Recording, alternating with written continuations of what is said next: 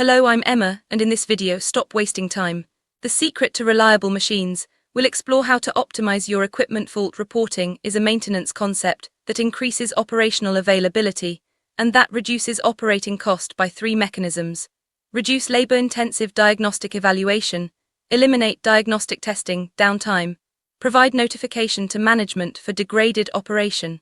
That is a prerequisite for condition-based maintenance.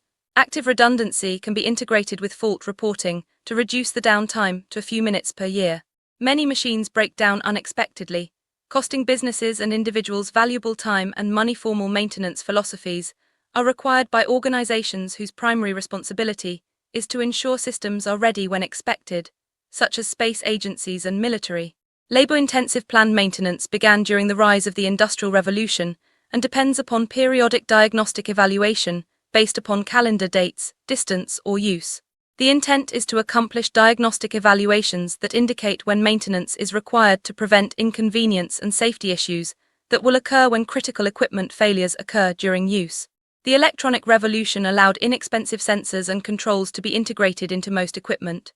That includes diagnostic indicators, fluid sensors, temperature sensors, ignition sensors, exhaust monitoring, voltage sensors, and similar monitoring equipment that indicates when maintenance is required. Sensor displays are often located in inaccessible locations that cannot be observed during normal operation. Labor-intensive periodic maintenance is often required to inspect indicators. Some organizations have eliminated most labor-intensive periodic maintenance and diagnostic downtime by implementing designs that bring all sensor status to fault indicators near users. Many people struggle with machines breaking down, but understanding the core principles can change everything. Maintenance requires three actions: fault discovery, fault isolation, fault recovery. Fault discovery requires diagnostic maintenance, which requires system downtime and labor costs.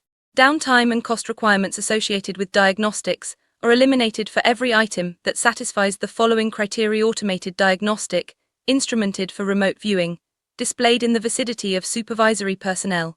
Many people struggle with equipment breakdowns, but understanding the root causes can dramatically improve reliability. Fault reporting is an optional feature that can be forwarded to remote displays using simple configuration setting in all modern computing equipment.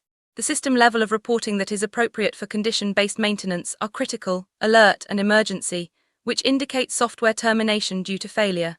Specific failure reporting, like interface failure, can be integrated into applications linked with these reporting systems. There is no development cost if they are incorporated into designs. Syslog, event log, power distribution unit.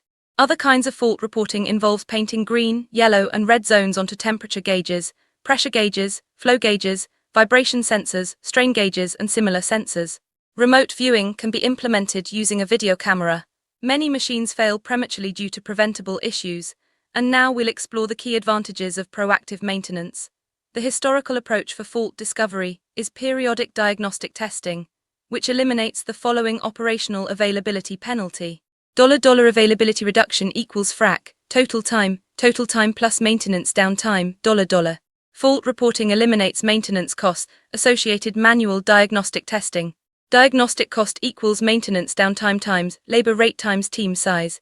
Labor is eliminated in redundant designs by using the fault discovery and fault isolation functions to automatically reconfigure equipment for degraded operation. Maintenance savings can be reallocated to upgrades and improvements that increase organizational competitiveness. Faults that do not trigger a sustained requirement for fault isolation and fault recovery actions should not be displayed for management action. For example, lighting up a fault indicator in situations if human intervention is not required induces breakage by causing maintenance personnel to perform work when nothing is already broken. Another example is that enabling fault reporting for internet network packet delivery failure increases network loading when the network is already busy, which causes a total network outage. Many machines fail due to preventable issues, and this video reveals how to avoid them.